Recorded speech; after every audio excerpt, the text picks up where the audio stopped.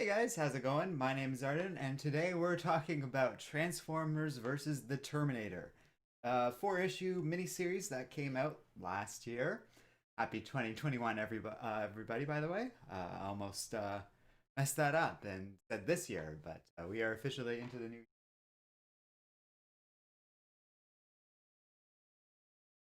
Yep, that'll look better. Yes, and I'm not being drowned out in light now. So I recently, some viewer asked if we will be reviewing Transformers books anytime soon. And I've read some here and there since IDW had started doing awesome things with the franchise, but hadn't actually done a review of any of their comics yet. And I saw this print copy of book number one here and picked it up, not really knowing much about the little miniseries or anything like that. In fact, I kind of just mistook it for some little miniseries of some sort of Terminator styled Transformer, not really thinking this actual official crossover with the Terminator franchise. But oh boy, no, no, no, I was mistaken. This is very much a full fledged crossover and a brilliant one at that. Before we get into my review too much, a couple of you in chat have already left some messages before stream, and I think now's a good time to read them. So, Adrian Benningfield, thanks for joining us. He says Terminator Transformers would be horrifying. He hasn't actually read this book yet, but says that. Comic Book Fan Gaming says best comic of the year 2020. I love this book. I want Transformers versus the Terminator 2.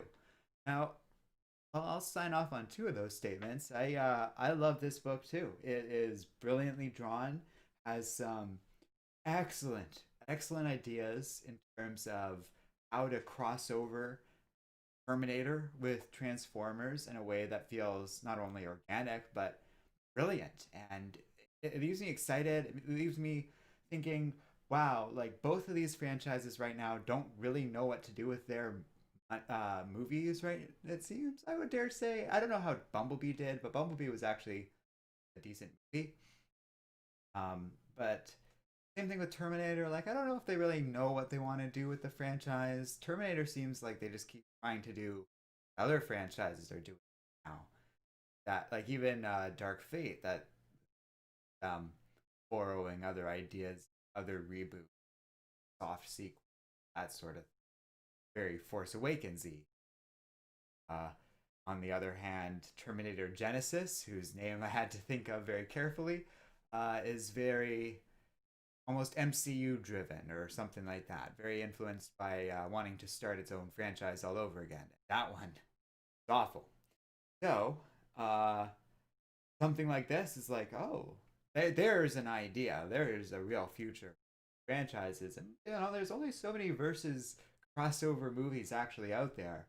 I would love for this to actually become a thing, but that aside, these books are awesome on their own and don't require any sort of adaptation or anything like that.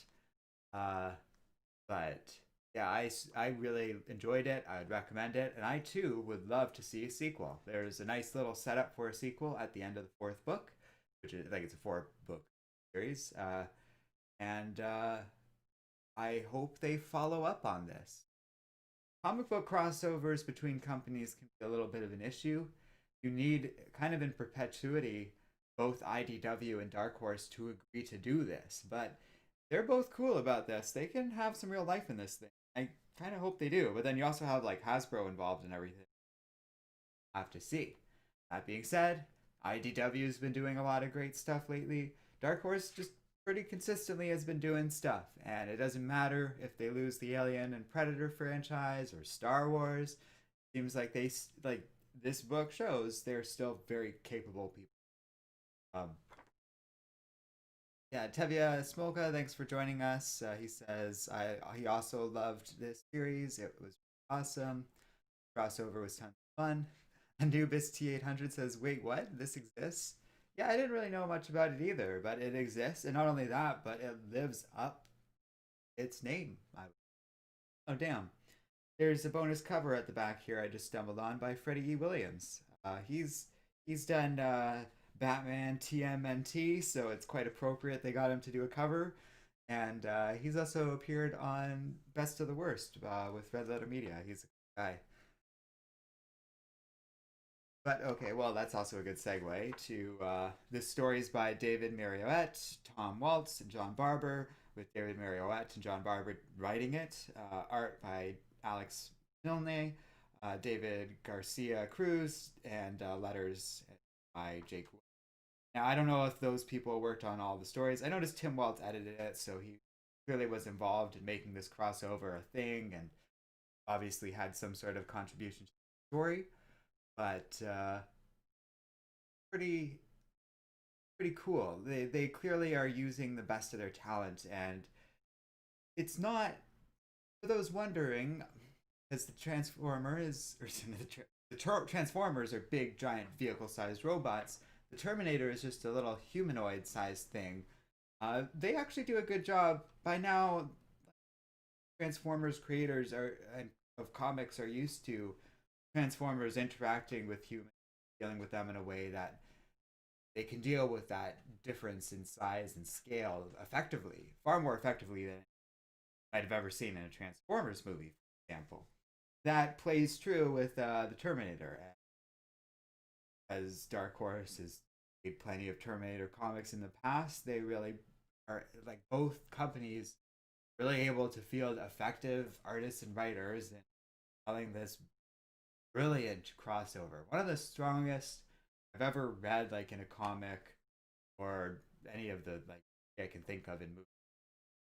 Freddy versus Jason, which is Alien versus Predator movies, which are probably the strongest of the batch. Something else I'm forgetting. But aside from that, it's just like B movies. I think there is another. I've thought about it before. Anyways, where were we on? Tevye says, in fact, I think this is one of the best Terminator stories I read in a very long time.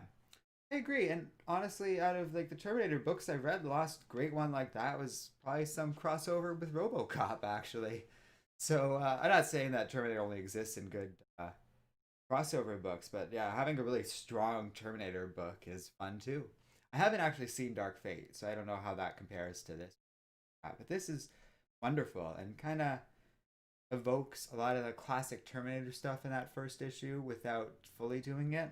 I don't think they had the likeness rights to Linda Hamilton or Arnold Schwarzenegger, but both Sarah Connor and T-800 are big parts of this story, right through all four books, and their likeness is evoked in other ways, just through little moments, and it's done in fun. Like that one, I wasn't even sure it was supposed to be Arnold until at one point Sarah Connor said, like, "Oh, this crazy German robot is like kidnapped me" or something like that. And then I was like, "Oh, okay, so this is like the T-800 and Sarah Connor going up against the Transformers, which is cool as hell." And we'll get into how they set up the verses, but it's done really well. Not in a way that feel like I called it organic earlier, and I stand by that. It doesn't feel forced whatsoever. Um,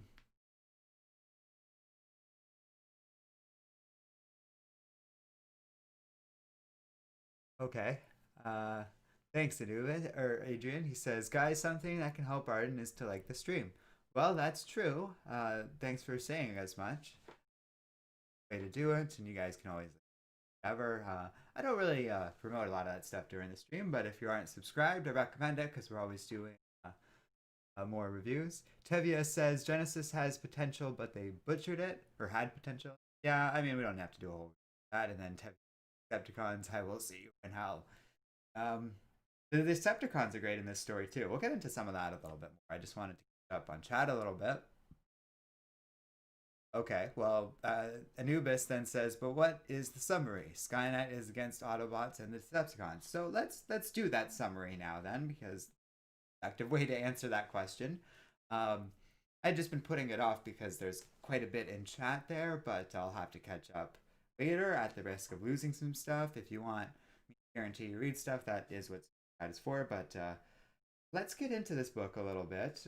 So because I think we've talked about it enough spoiler free, I get a firm recommend. I also recommend kind of strongly. I read this book without knowing anything.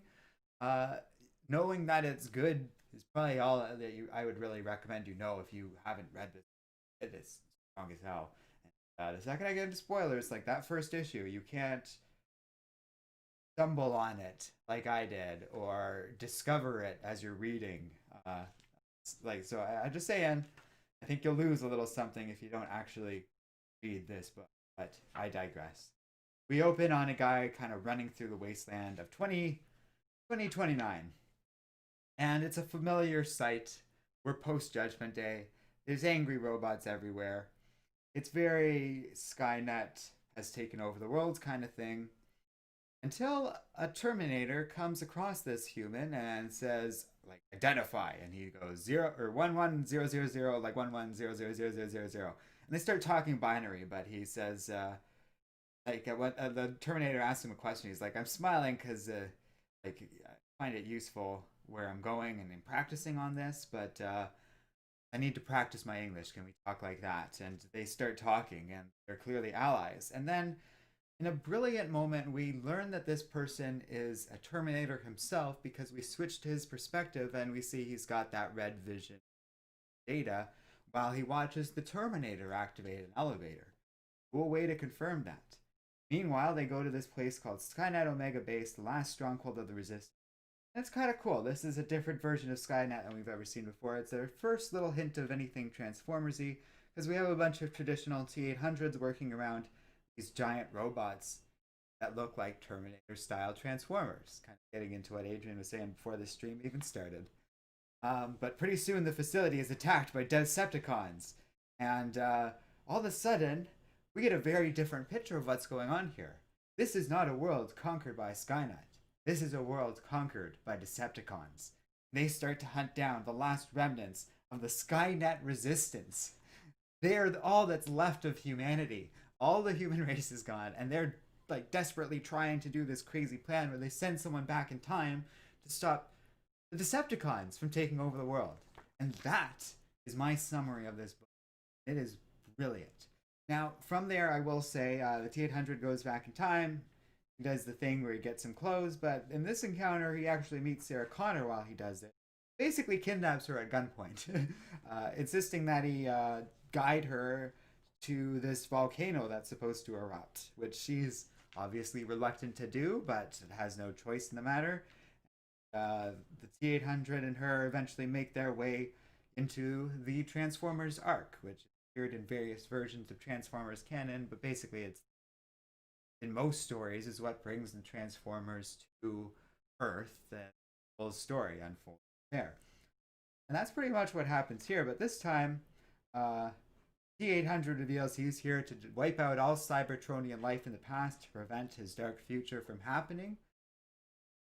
And he stumbles on Megatron ready to kill Optimus Prime, who's unconscious, and Megatron surrounded by the awakened Decepticons. This story, like, the Autobots would have been wiped out, and the Decepticons would have just wiped out Earth. And we learn in the second issue very much the human race does develop Skynet and the Terminators, not so much in some sort of folly of artificial development, but as a last stand against the Transformers. And it doesn't work. The human race is wiped out, but the Skynet survives, goes on to at least try and fight Megatron, but ultimately has to surrender. And then in secret, they start this resistance and time travel gambit. From there, the story kind of unfolds with the T-800 basically having to work with the Autobots, and gradually it almost reminds me of T2. It is T2. He learns to be more human through the Autobots. He bonds with Arcee of all the Autobots, which I found really compelling and interesting. The two of them have a great little bond when they first meet. She turns into a car, opens the door, and says, "Get in." There's a lot of great little wonderful nods to Terminator. Also, a lot of really funny lines and moments. At one point, the T-800 is completely disarmed. He's like, "Oh, I have no weapons." And Arcee's like, "Oh, cool. Well, I can help you with that."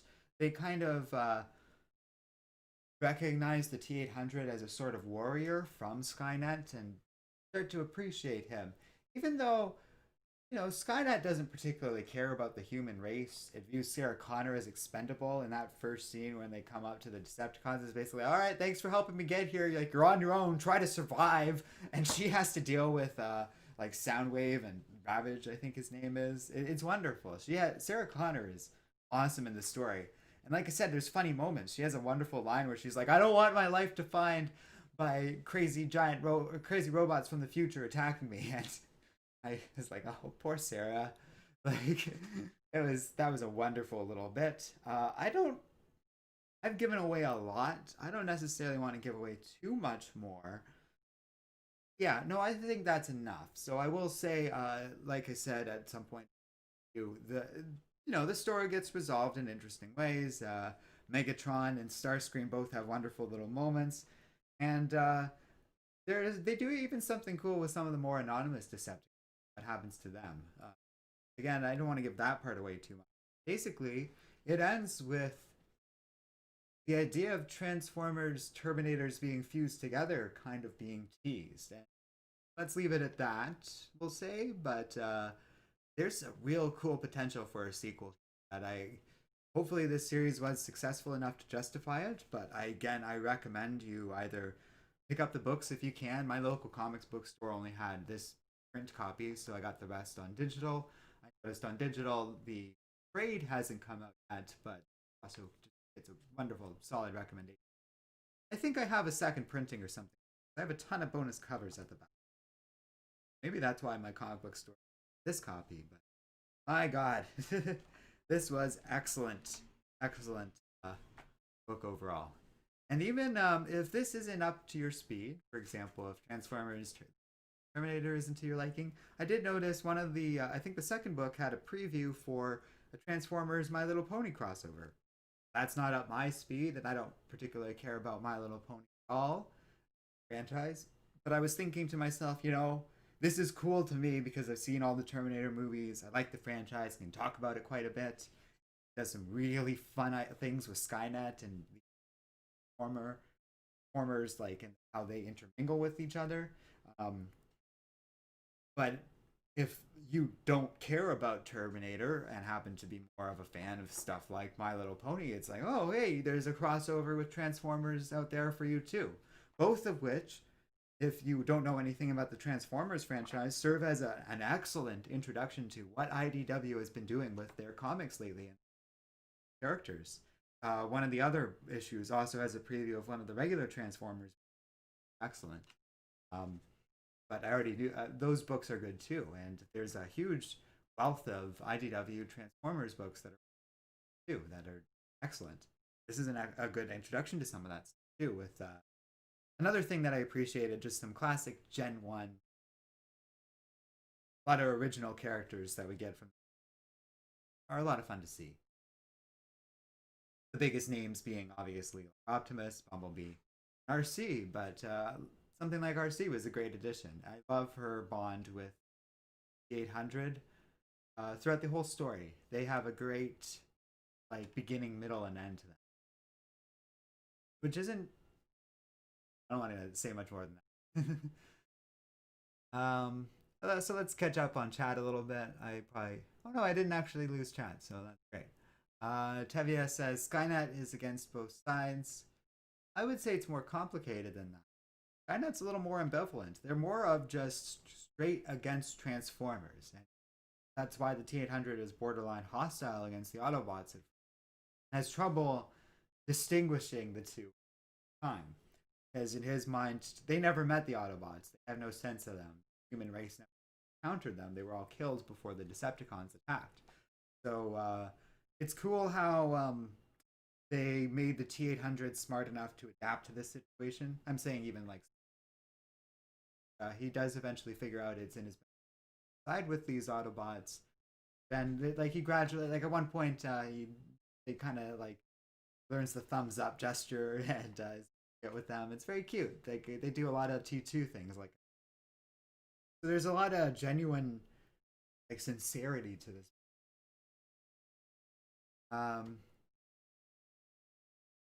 Hevia says having the Terminator versus Megatron was tons of fun. That gets into that size and proportion stuff I was talking about earlier. because it's the T-800, he's able to kind of like leap onto these robots and do a lot of interesting. Even though he's much smaller than them, he has an excellent part where he just blows the head off a Decepticon. It's so cool. It's really Terminator. I don't know how else to describe it. It's just very evocative. A lot of established visuals of the franchise, which they do throughout this whole book very effectively. Like, because you can do, there's a way that people can do that, and it's just like forced and obvious. But because nothing like this has ever been done before, it feels fresh and creative. And those little references help make it feel like, oh, this is a world of the Transformers, but like with all the Terminator stuff dressed around it. The writers and artists did a brilliant job in that regard. Anubis says, I would want more see a crossover with G.I. Joe and the Terminator, but Transformers, that's a surprise. It is a surprise, and what I think is most surprising is how well it works. If you had kind of told me at the outset, if I had even recognized this book for what it was, I probably would have been a little more skeptical. And it is kind of obvious when you look at it, but I didn't catch on. I wasn't like, oh, okay, this is an act. I thought it was just kind of evoking the term. This isn't a full blown official crossover. It's so fun. You wouldn't think, because the design of the Transformers are pretty Gen 1 and sort of colorful and almost kind of clunky, we'll say, but I like this look. I don't want to just, but they didn't modernize the Transformers at all, and it is amazing how well they very effective at the way that the Terminator is able to scan the Decepticons and kind of figure them out and determine their weaknesses or how weaknesses. It's pretty clever. I do like that stuff. And even at one point, the Decepticons go looking for Energon, and they find it at the headquarters of Cyberdyne Systems. And there's a huge set piece all around that plant, basically.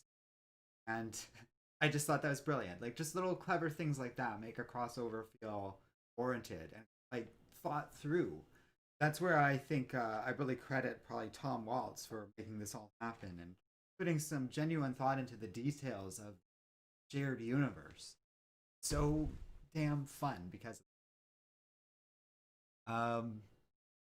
thanks for joining us, Shadowcatcher, and Happy New Year to you too. Happy New Year to all everybody, because I see followed up with that. Adrian says, were the Terminators acting like old men saying, get off my lawn, you. There is a fun bit. It almost has that tone, because at one point the T-800 has to explain to Sarah Connor that they're different robots. And he's like, oh no, I'm a robot built on Earth. Those are alien robots. I want to kill all the alien robots. And I like I said, there's a lot of excellent humor in this book. Like, not enough that it compromises the more serious moments, but it's very much just like an action movie. Action comic book series, but it reads like an action movie. So it's not super deep or anything like that, but there's an excellent mix of action and humor that just keeps going and having fun the whole time. Which for a crossover is kind of all anyone should really ask for, I feel, right? Like, that's reasonable. For, like, I wouldn't expect depth beyond anything that you would normally get out of Transformers or sometimes you get more out of the Terminator, but it doesn't feel warranted or asked for here. It isn't that kind of story, which is perfectly reasonable. But the better part of that is, I think it's really cool how Megatron reacts to all of this. Kind of starts sussing out the T-800 and how, like, what its presence means. He's like, that little human-sized pesky robot knew exactly all about us. Like, what's going on there? We got to figure this out. And he doesn't get it right, but I think eventually he kind of starts to figure things out, but I don't think he ever does, because, oh, he's a robot from the future is a weird leap to make. But he does kind of correctly discern that it has something to do with Cyberdyne system. Starcream interrogating this. Megatron is not stupid in this story, quite like. He seems like a real threat and menace. Even though there are classic Megatron moments, like at one point the T-800 shoots out his eye, and Megatron sees him later, and he's like, that damn robot disfigured me, like, after him. So he's got that ego to him still, which I thought was great. Anubis is saying Dark Fate is really bad, and I should Penny on that movie. That's interesting. I've heard some better things than that. I'll probably check it out. I mean, it has to have been better than Genesis. But Tevye also says Dark Fate is so disappointing. Oh. Tevye says, oh, speaking of Transformers, have you seen the Netflix anime series called Transformers War for Cybertron Earthrise? Because I've seen that show. It was interesting. You know, I've heard of that, but I haven't seen it. My Transformers expertise isn't all there. Bit about the original run. I grew up during Beast Wars, or I had a different name, whatever it was called. And I enjoyed it enough, but I've never been a large, like, confident Transformers fan, which is in part why I've shied away before from reviewing Transformers. I wouldn't really call myself an expert. A lot of references go, but I'm getting there, and I really recognized everything in this. So you don't really need to know much, at least not Transformers wise. Terminator, there's a lot of little references, especially to the first two movies, but those movies are great. Adrian Benningfield, thanks for the $5. No message attached even, but I appreciate it just the same. Adrian is here all the time in different streams. Always great to see some. I do also have to give credit to the people who know nothing about this series or really anything about these franchises and are joining us in stream right now. That's like brave of you in a certain weird way. I'm not saying that to be patronizing. It takes certain something to go out on a limb and try out new things. Like I'm truly applauding you for it. Like I would argue I didn't do that here. I know about these franchises enough, and it wasn't a huge. But I do it with other stuff, and sometimes you get pleasantly rewarded, and other times you get horribly burned. A good example of that is Netflix recently put out a movie called Midnight Sky. There's lots of people out there who like it. I didn't finish it. I did not like that movie. Once I figured out they weren't going to get into more about what happened to Earth, randomly got radiated, I realized that was not the movie. But sometimes it's good to go out on a limb, and this story here is a good story to go out on a limb. Anubis says, I already see the sequel, The Terminator versus Unicron. Well, see, the thing is, you haven't read the story, and something more specific than that is teased. I don't want to give that away, though. I think that's a good surprise for people. This image would be a good clue for it. They have a cool idea of the real future of this franchise, like this crossover franchise, and I recommend you check out this book. I only ever really shy away in these reviews, not giving away like spoilers when I truly like it and stumble on the ending themselves, because you know endings can be hard. Endings can be especially hard in a miniseries with a crossover like this, but man, do I feel they pull it off. Not even with like a final kicker, which they do have, like a nice little final page that gets you excited for a potential, but even the overall ending is very strong and wanting more, which is the perfect thing for a miniseries like this. I really do, like people were saying in chat, I hope we get another Transformers versus the Terminator. Or however long it takes them. No need to rush it, but I would love a sequel. Where can I find the t-shirt like the one you're wearing? That's a good question. Unfortunately, this is a very old shirt. You can kind of tell the neck's always loose on it, so I don't wear it too often. I think I got it as a gift, and I think it was from Old Navy, but you'd have to look up maybe like the usual suspects Star Wars bounty hunter shirt. Maybe they printed enough that they're around, or get it on eBay for a decent price. That can be hard. It is a cool shirt, though. I constantly forget how interesting this shirt is. It even gets into the relative height proportion of these guys, which is kind of a fun aspect of it. I don't know why or who thought of making a usual suspect style Star Wars shirt with all the bounty hunters, but I like the shirt. I've worn it for years for that reason. I've tried to preserve it and well used. Yeah, like stay on my body well anymore. Anubis says, I wish so much a crossover of Transformers with Gundam. It would be cool to see the human race fighting Decepticons and Autobots. No, I wouldn't rule it out.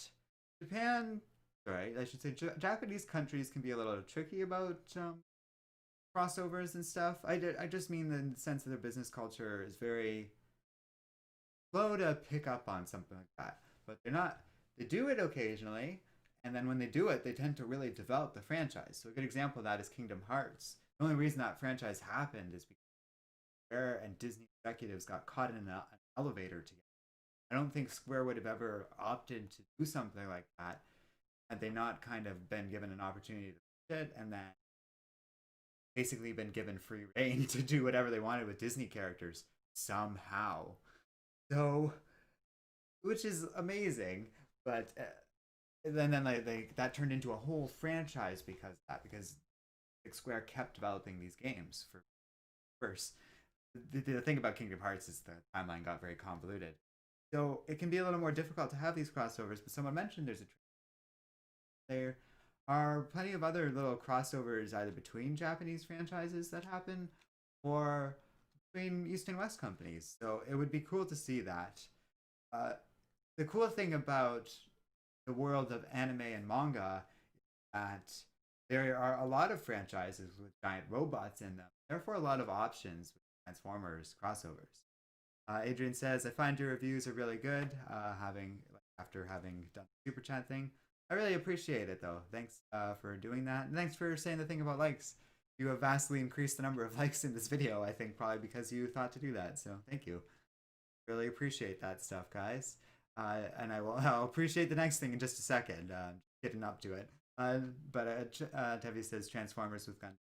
I don't know much about Gundam. I'd be totally lost if they did that particular franchise. But that's okay. I could always learn. But I am thinking about there are plenty of other giant robot franchises. Some of which I know, some of which I don't. But there are a lot of options out there if they want to go in that direction, I guess. It can be tough because that's just a whole other level of revenue sharing and stuff like that. I think the way the Disney and Square deal works well because Disney just kind of lets them do whatever, and I think Square licensing fee that, or something more complicated. You have to deal with two different currencies and legal systems, all these things. Be a little harder is on. And for relatively smaller companies like IDW and Dark Horse, that might. But well, I should. It doesn't really matter. IDW is Hasbro when they do this. Hasbro is a nice big. Could do something. Yeah, I shouldn't rule it out. I don't know how we keep getting stuck on that. Anubis says, thank you, Arden, for your reviews you put on Comic Island. And I learned more about Marvel, DC, etc. And thank you to stay transparent and neutral about the SG controversy. That's interesting. I've never really considered myself that neutral, but fair enough. I guess we don't wade into it up.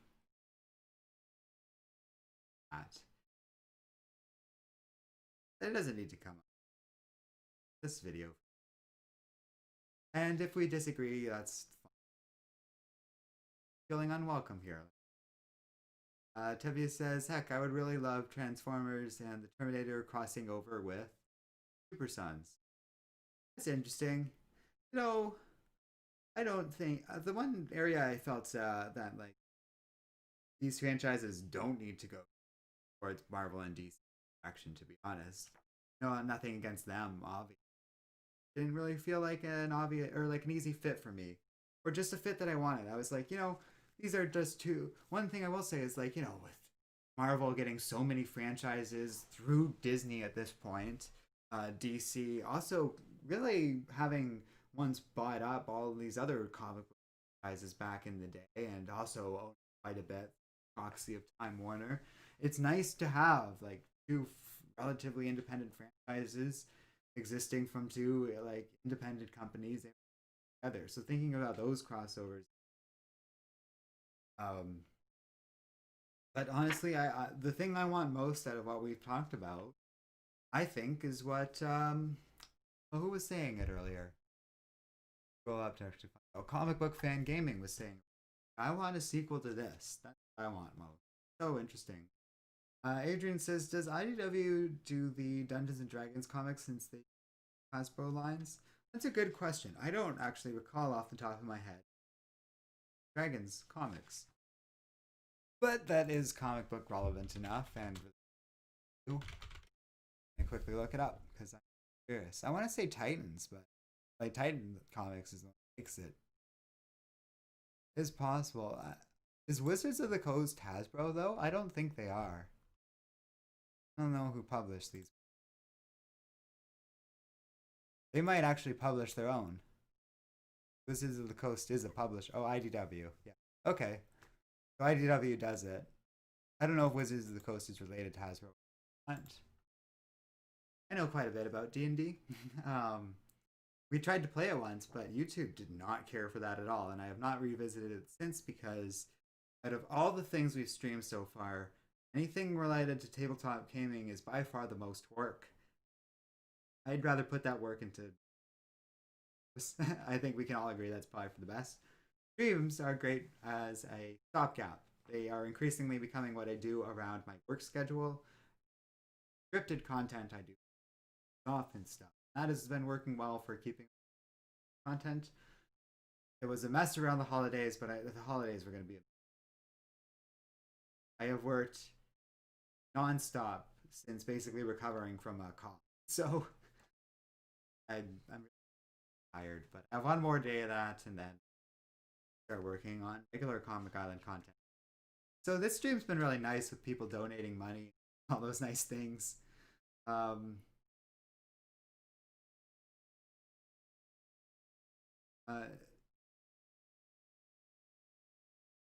want to read this comment.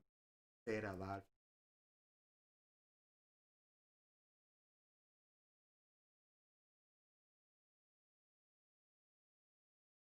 I'll teach their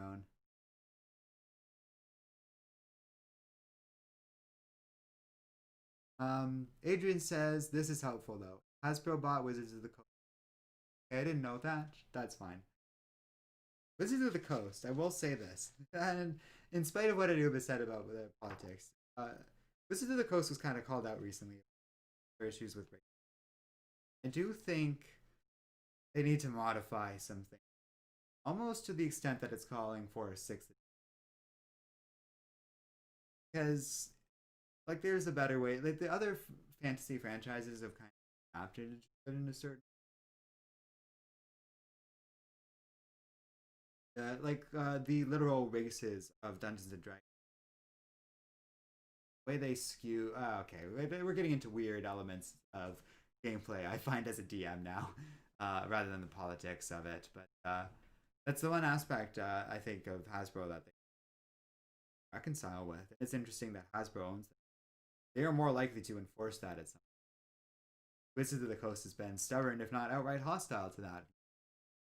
That's kind of interesting. I think that's why they didn't really respond to that controversy. They're already changing. I don't, I got people saying, but like just from the basic, most broadest sense, even as a dungeon master, I find the mechanics restrictive and like there's just weird politics around it that leads to uncomfortable things or the origin of races are and what they stand for. Oh, and apparently they're in some legal dispute. So that's always the worst thing in the world. That leads to stuff getting up. That actually might be why there is 6th edition anytime. I say that because that's the same reason why like there's no new Friday the 13th stuff. They're so damn close to the 13th movie. Apparently my sound is cutting out. Oh, I did get a little warning of audio connection side of things from YouTube, but it has gone back to normal. Should be fine. Just the same, I think we've reached the natural end of this review. I really want to express my emphatic gratitude to Ubis Adrian for their donation, though. Words throughout. I will talk a little bit about things before we go. Damn it. Okay, I'm getting the audio warning, so maybe I'll save that for another. But I will say this, Joey and I appreciate it. Joey is still part of this channel. He's just playing with a lot. In some ways, even though I've been working on the front lines this whole time, Joey's situation is worse. He got laid off and has no work, but 2 children. So he's had to make serious life changes within family. Just can't make videos right. Yeah. But it's one of those things. It's just nice that we have this partnership. He's at a life place videos, but probably one day we'll return to a situation in his life where he has a lot more time to do this stuff again, and maybe I stuff. So it'll help long term to keep. I know there are 2 substantial projects of his that are pretty close to being completed, so you'll probably see something from.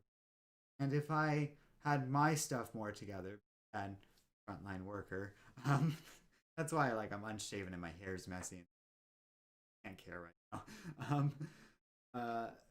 So that's why but if I had more time, I would be able to kind of help him with that and script things for him so that all he'd have to do is record and then I edit it. We've done that before.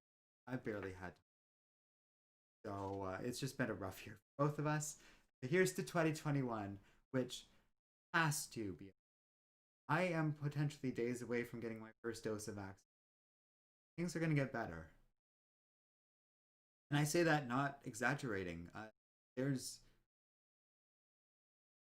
if not on January 5th, then potentially that week. It's exciting times. So, and I was talking about that last stream too.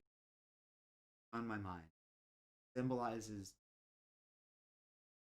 goodness. I'm looking forward. But I had an audio warning through all of that, so who knows what you guys heard. Debbie says, I'm hoping Joey is okay. Well, he's fine. It's just complicated now because, oh god, okay. I don't know what he wants to share about that, so I don't want to get.